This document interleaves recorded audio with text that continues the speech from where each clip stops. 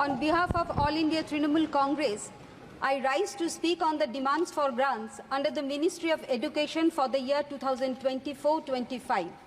I rise today to voice my deep concern about the current state of education system. The government policies have not only failed to uplift the educational standards of our nation, but have also systematically eroded the foundational principles that ensure equal opportunity and holistic growth of our students. The importance of education cannot be overstated. Yet our nation has consistently underfunded this crucial sector, while the countries like China, Japan, South Korea invested heavily in education decades ago. Our India, our country, remains hesitant despite the Kothari Commission's recommendation in 1964 to increase educational expenditure to 60% of GDP. Our budget has never exceeded 3.5%. The National Education Policy 2020 reiterates this need, yet the government has shown little commitment to achieving it. Free and compulsory education is a fundamental right under our Constitution.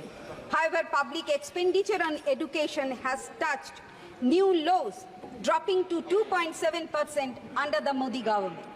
The inadequacies in our education system are glaring.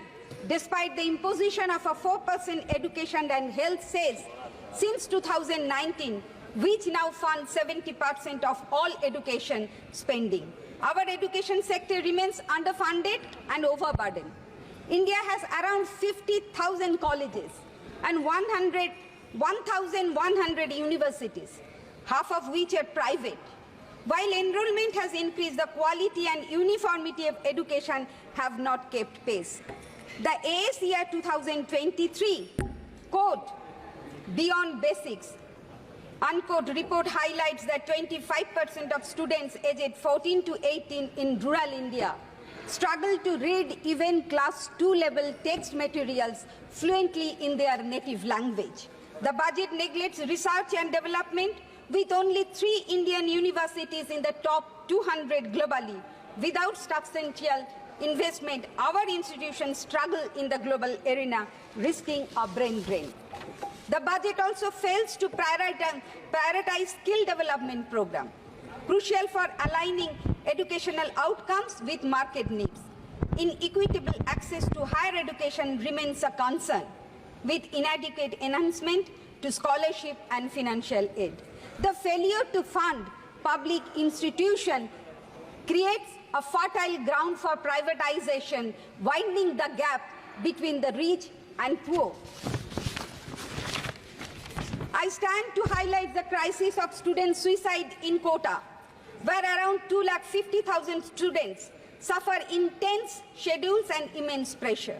Out of 1 million JEE aspirants, only 10,000 make it to IIT.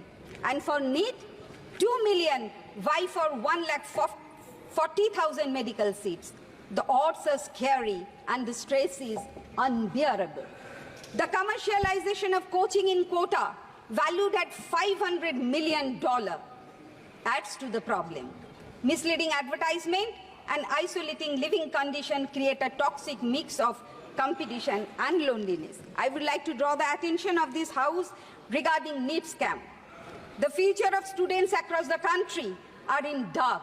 Central government and the Minister of Education remains silent in this grave situation, in these important issues. I would like to request the Minister to take action to solve this problem.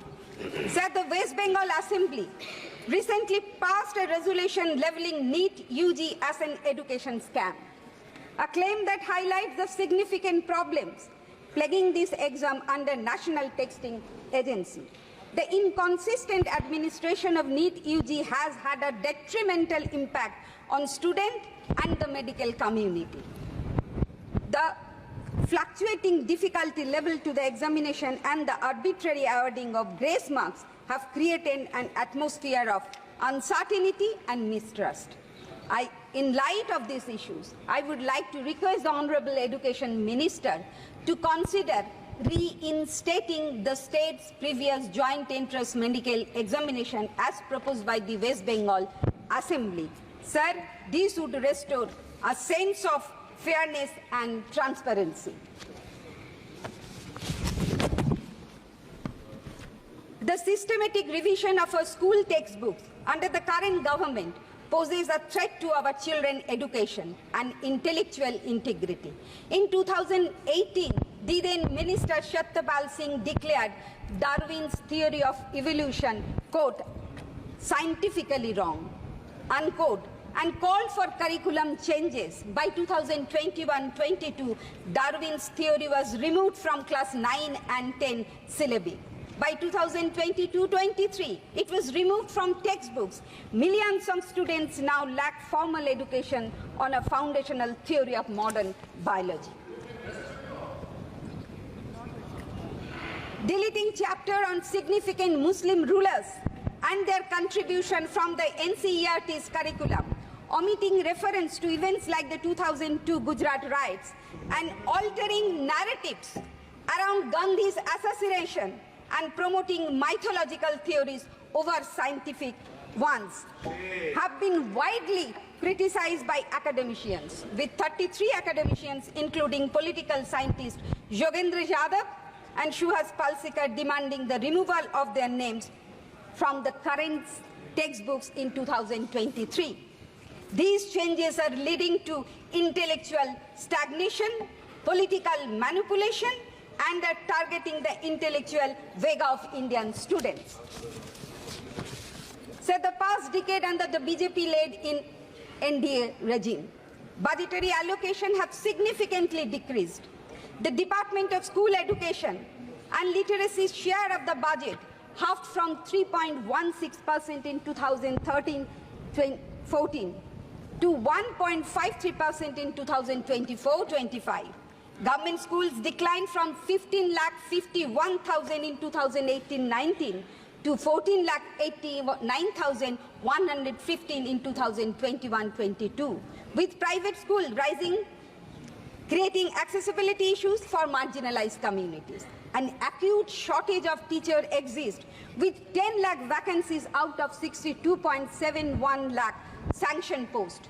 Marginalized sections like scheduled castes, scheduled tribes, and minorities faced declining gross enrollment ratios at all levels. Without education, how is the government planning to ensure education for all? And without special educators, how is the government planning to ensure education for the special students? And sir, I would like to draw the attention of this House regarding Kasturba Gandhi School and Navodaya schools are facing acute teacher shortage problem. Under my parliamentary constituency, there are 2 Kasturba Gandhi schools in Bashanti and Kultoli. The infrastructure are, you cannot imagine the infrastructural condition. So I would like to draw the attention of this government to take action immediately and allot fund for this purpose. And sir, the government recent push for establishing campuses of foreign higher education institutions in India. While the intention behind this initiative may seem noble, but my question to the Honorable Minister, are we building bridges to opportunity or merely constructing a facade of accessibility? According to the cross-border education research team indicating that only a handful of top-tier universities have ventured abroad, will world-class universities like Harvard or Stanford truly find values in our soil? As former Education Minister, HRD Minister, Mr. Kapil Sibal rightly point out, that we cannot expect this institution to flock to India when only 41 institutions in China, of which only NYU Shanghai is of significant global standing, have established campuses. Are we to believe that India will somehow be different? Kapil Sibbal's observation that foreign universities will, quote, serve not the needs of education but the poor, but the rich, unquote, resonates deeply. Moreover, the very notion of becoming a Vishwaguru, while inviting foreign institutions undermining our rich educational heritage. We cannot allow our rich traditions rooted in millia of knowledge to be overshadowed by foreign influences. The great universities of Nalanda, Takshila, and Kavi Guru Rabindranath Thakur's Vishwa Bharati in Shantiniketan, West Bengal, once attracted scholars from around the world, not through the attraction of foreign campuses, but through the depth of knowledge and wisdom they offered. Sir, are we now abandoning this legacy in pursuit of fleeting recognition on the global stage? Sir, finally, I would like to draw the attention of this House. Sir, मुझे ये मौका मिला 10 साल उस parliament में उस सदन का बैठने के लिए, ये मुझे मेरा ये आशीर्वाद मेरा क्षेत्र का लोगों ने ही दिया। उस सदन का जो कॉरिडोर है उसके सामने एक नोटिस ऑफिस है सर, उस नोटिस ऑफिस के ठीक बिल्कुल सामने एक टूटा फूटा वुडन फर्नीचर के ऊपर एक पेंटिंग है। उस पेंटिंग का चित्रकार है Nandlal Bosu, who was a pioneer of modern Indian art and who became a principal of Kala Bhavan, विश्व भारती शांति निकेतन। सर, मुझे एजुकेशन मिनिस्टर से ये बोलना है, आप मुझे उस पिक्चर को अगर सम्मान नहीं दे सकते, मान नहीं दे सकते, वो इतना कूड़े अंधकार में पड़ा है सर, उसके ऊपर धूल जमा हुआ है, तो मुझे मिनिस्टर से इस इतना बड़ा सदन में अगर उनके लिए रखने के लिए एक जगह नहीं मिलता है, गवर्नमेंट ऑफ वेस्ट बंगाल को दे दीजिए, हम उसे आर्ट गैलरी में रखेंगे, उसको मान देंगे। और सर, इस गवर्नमेंट ने तो कुछ सम्मान नहीं देता, हेरिटेज को नहीं रखता है। हम लोग ये सोचते, एक मिनट सर, हम लोग ये सोचते बड़े को प्रणाम करके हम जाए शुभकामनाएं। इस सदन का जो गांधी जी का स्टैचू था, बाबा साहब आम्बेडकर का स्टैचू था, वो तो हटा दिया, फिर उनको पुनः स्थापित कर दीजिए जो इस ट्रेडिशन को हम ले सके। Thank you.